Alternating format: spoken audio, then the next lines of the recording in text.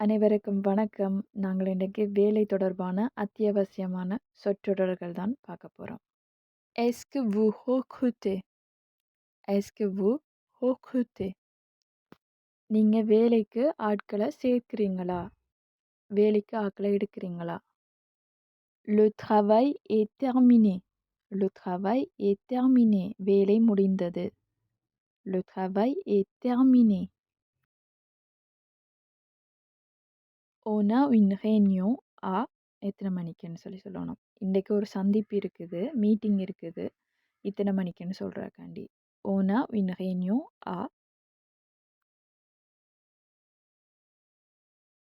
Le patron n'est pas là aujourd'hui. Le patron n'est pas là aujourd'hui. முதலாளி இன்று இங்கு இல்லை, இன்றைக்கு வரையில்லை. Le patron n'est pas là aujourd'hui. C'est une journée chargée. C'est une journée chargée.